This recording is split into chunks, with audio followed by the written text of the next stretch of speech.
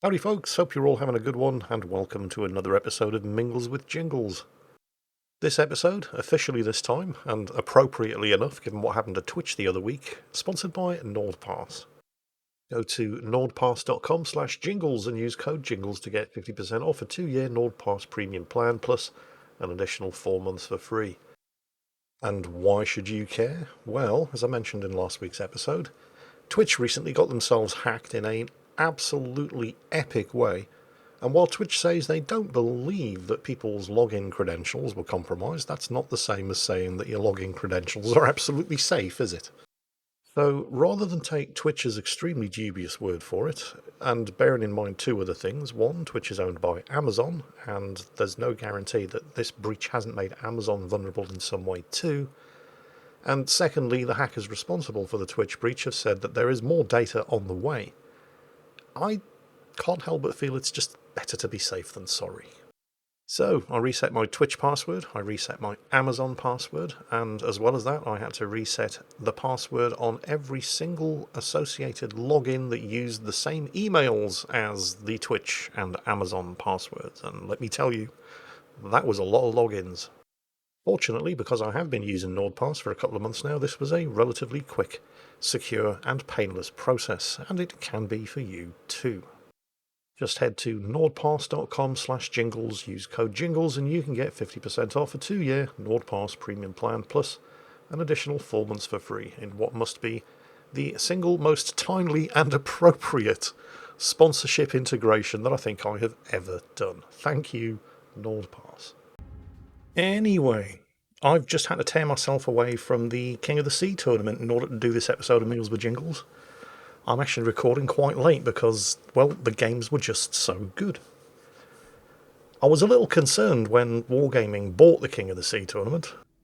For those of you who weren't aware of the details, I'm pretty sure the King of the Seas was the first community organised tournament for world warships.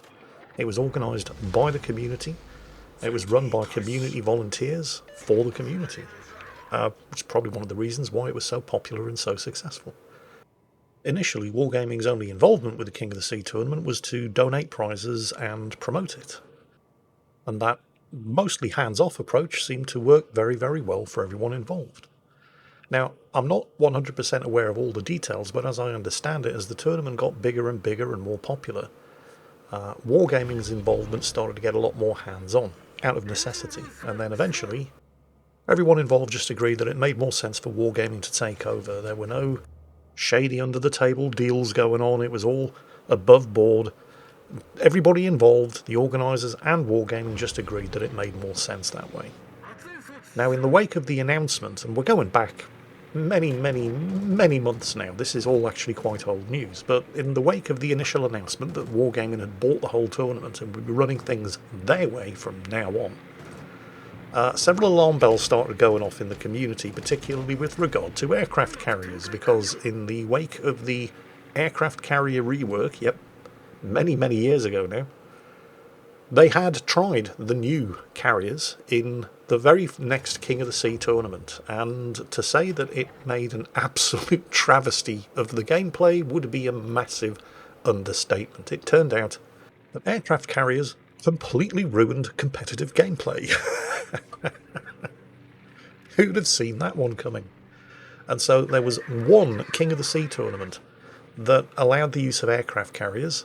They tried it once, it was an utter disaster, and carriers have been yeeted right out of the King of the Sea tournament ever since. And then 8 months ago, Wargaming bought the King of the Sea tournament, and everybody just assumed, oh, well, that's it, carriers in competitive. And to their very great credit, they absolutely did not do that. And the tournament continued to pretty much be run the way the community had always organised it. No carriers ruining everybody's fun, just battleships, cruisers and destroyers doing what comes naturally, and the tournament continued to go from strength to strength, and the latest King of the Sea, which I think was the 13th tournament, which I was watching this weekend, and which I had to stop watching in order to do this episode of Mingles with Jingles, has been just as good as it ever was.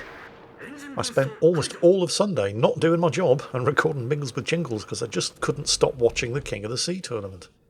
It was fantastic. but not entirely drama-free.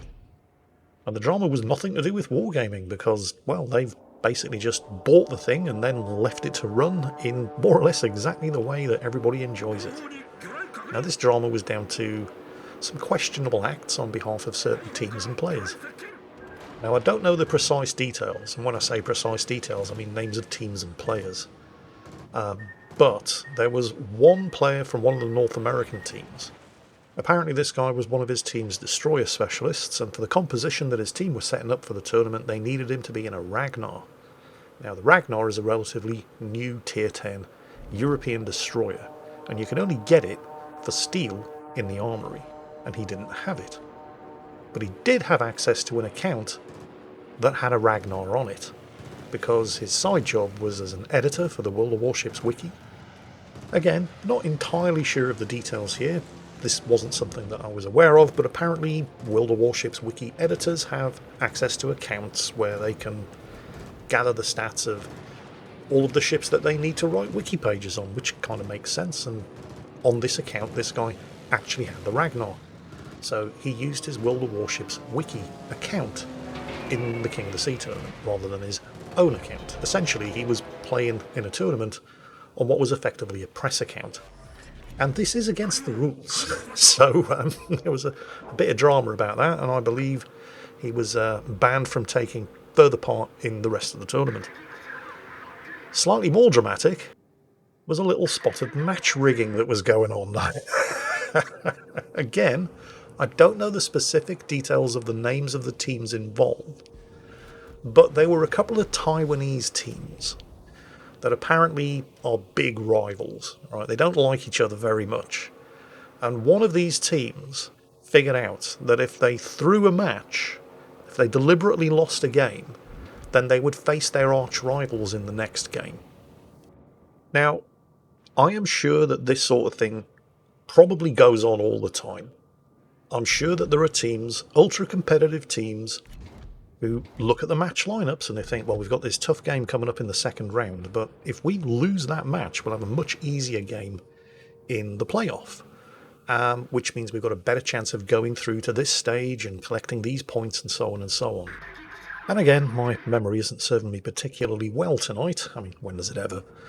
But I'm fairly sure that there have been accusations or suggestions of that sort of thing happening in previous King of the Sea tournaments, but nothing had ever been proven, because the teams and players concerned are smart enough to keep their fucking mouth shut.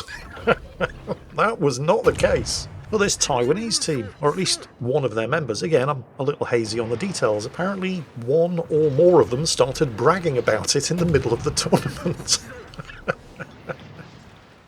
Yeah, that's right. We deliberately threw our match in the second round so we could face our hated rivals in the third round.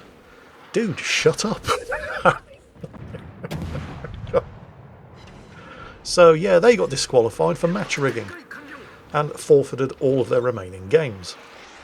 But yeah, drama aside, it has been great fun to watch, and sometimes you get lucky and you see two teams that ordinarily you might expect to face each other in the finals, but through the luck of the draw they end up facing each other in the group stages. So the last match that I watched, I was treated to watching Ode and Mortis play against all odds and utterly smash them, although they did get a bit cocky in the second game towards the end and started trying to win a bit harder than they needed to, but they still managed to win 2 games to none.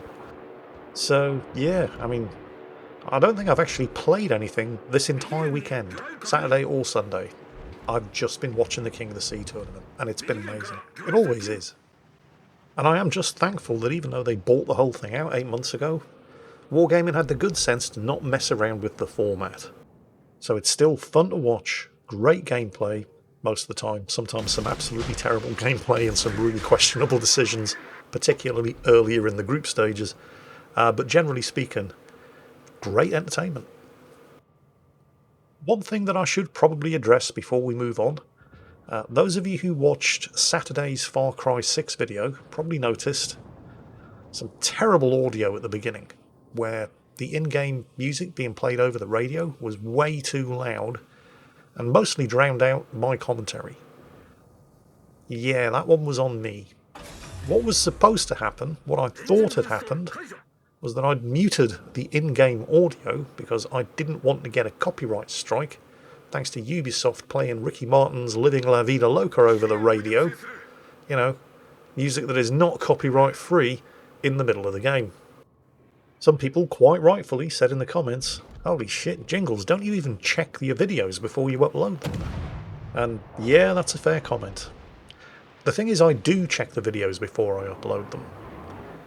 Except, I don't check 100% of the video. What I've been doing lately, does everybody remember the audio desync thing that was occurring on a number of my videos over the course of the last couple of months? Which thankfully has gone away.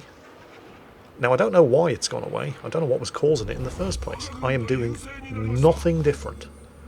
Right, the videos are being recorded using the same software, at the same settings. They're being processed using the same software, at the same settings, and uploaded using the same software, with the same settings. And sometimes there's audio desync, and sometimes there isn't. And that's what I check for now. The thing about the audio desync is it doesn't happen at the beginning of the video. It starts to happen during the course of the video, getting worse and worse and worse up until the end. So what I checked was that there was no audio desync by going to the end of the video and making sure that what you saw happening on screen was syncing up with what you were hearing. And it was. So I thought, yay, all good. Except it wasn't all good. Because the copyrighted music that I thought I'd blanked out at the beginning, I kind of hadn't. It was playing at the regular volume level, which was too loud. So, yeah. Not very professional of me, and I do apologise for that. In other news, have you heard about the new Tier 11 ships that are coming to World of Warships? Yeah, I know. That's not what Wargaming are calling them. And it was pretty amusing reading the dev blog post and watching the announcement video as Wargaming bent over backwards to avoid calling them Tier 11 ships while basically describing them as exactly that. They are basically Tier 11 ships. Do you remember the Hanover and the Satsuma? The super battleships that they were messing around with in Grand Battles, new game mode, a couple of months back? Yeah? Well, they're coming back, and they're bringing friends. So, for the benefit of those of you who haven't been keeping up, these two new super battleships had, well, aside from their regular features, massive guns, huge amounts of secondaries, and so on and so on. They had their own special gameplay mechanic. In the case of the Hanover, for example, the German super battleship, it was all keyed towards its secondaries. As its secondaries fired, a sort of progress bar would activate, and then eventually, when the progress bar filled up, the secondaries would activate God mode, basically. You didn't want to be anywhere near the Hanover when its secondaries entered their final form. The problem, and it was the same with the Satsuma's special ability, was that you had no control over when it activated. Right? The progress bar would fill up and then boom, it went off whether you wanted it to or not, which in the case of the Hanover was usually when you didn't want it to go off because there was nothing within secondary gun battery range. So these two ships are coming back, the Japanese Satsuma and the German Hanover, but this time Wargaming have learnt their lesson, and the progress bar will still fill up, but then in order to activate the special ability, you have to press a key. So you charge it up and then you use it when you want to use it. So this is good. But these two ships are bringing three friends. There's a French supercruiser, the Condor, an American supercruiser, the Annapolis, a Soviet super destroyer, the Zorki, and a Japanese super destroyer, the Yamagiri. So with the Satsuma, you basically have this progress bar that charges up, and then when it's full, you can press your F key, and these 510mm guns suddenly turn into rail guns. They just don't miss for a period of time, and then you have to charge it up again. We've already spoken about the Hanover, which gets absurdly powerful God mode secondaries when the special ability is activated. The four other proposed new super ships. The French supercruiser, the Condor, has 12 240mm guns. But that's not all. It also gets a main battery reload booster consumable, which halves the reload of these 12 honking great big guns. But that's not all. On top of that, it gets an alternate fire mode, which you can activate. It is, of course, on a cooldown, but when you activate this alternate fire mode, the bad news is that you lose 25% accuracy. But don't worry, because the good news is that you fire off 3 salvos every second from all 12 of these 240mm guns. It basically turns your guns into autoloaders on crack. And then you have to wait, I think, 40 seconds cooldown before you can do it again. It's quite a slow firing ship, normally, with a 14.5 second reload, until you either use the main battery reload booster or you trigger this special ability, when it just turns into a 240mm shell spitter of doom. The American supercruiser, the USS Annapolis, has a very, very similar mechanic. It just works a little bit differently. To all intents and purposes, it's the same, except instead of firing 3 salvos on a 40-second cooldown with a 1-second interval between each salvo, the Annapolis fires 2 salvos with a 40-second cooldown with a 1.5-second interval between salvos. Now, if you're thinking, oh, that doesn't seem fair, well, remember, the Annapolis's base reload is 5 seconds, because it's a Des Moines. Right? Not 14.5 seconds like the French cruiser, 5 seconds, because it's an autoloader anyway. And unlike the Des Moines, it gets an extra turret with another 3 guns. So, yeah. As for the other 2 ships, the Soviet super-destroyer Zorky, it kind of looks like it's based on the existing 130mm gun-armed Soviet Tier 10 destroyer, the Khabarovsk, so long-range artillery destroyer. It's kind of like a mini cruiser, but when you activate its alternate fire mode, those 130mm shells, which would normally penetrate 22mm of armour, gain 25% armour penetration for 27mm of high explosive armour penetration, which means that they can shred cruisers. So that's fun. And then last but not least, you get the Japanese Tier 10 Super Destroyer. Tier 10? Yeah, not so much. The Yamagiri, which is basically a Super Shimakaze. Instead of having 3 quintuple torpedo launchers, it has 3 sextuple torpedo launchers. So 3 launchers, 6 torpedoes each, and it gets an alternate fire mode for its torpedoes. You see, the problem with the Shimakaze was always trying to pick which of the 3 available sets of torpedoes to use. The 20km torpedoes are obviously a lot safer to use, but they get spotted from the moon. The 12km torpedoes are generally the ones that most people pick because they've got the nice balance between range and detectability. But with the Yamagiri, you don't have to choose because it gets both of them, and you just flip between these 2 different types of torpedoes by pressing the special function key. So there you go, 6 new Tier 11, because let's face it, that's basically what they are. Tier 11 ships coming to a ranked battle in World of Warships near you soon. Because that's apparently what Wargaming does now. It's given up on ranked as being an actual proper game mode. It's where they put all of the things that they've tried on the test server, but they want to try on the live server before putting them in random battles. They did it with submarines, they're doing it with these new super ships. Now, the good news here, I mean, leaving aside the whole, are ships like this going to be good or bad for the game, which honestly I'm in 2 minds about. I think we need to actually see them in action before we can make a judgment call on that either way. But the good thing is that these are not going to be premium ships. You're not going to buy them in the armory. You're not going to pay gold for them. They're not going to cost coal or steel. You're not going to unlock them in the research bureau. They're going to be tech tree ships that get unlocked once you get your first tier 10. So you play through the game, you get to tier 10, for example, in the Japanese line, and then you spend 1 experience and you can unlock the Yamagiri, the tier 10, tier 11, whatever you want to call it, Japanese super destroyer. You still have to buy it, but you only buy it with credits, and it's going to be expensive. They're all going to be, they say, anything between 1.5 to 2.5 times as expensive as a tier 10. But these are basically free-to-play ships. Not at all what I was expecting.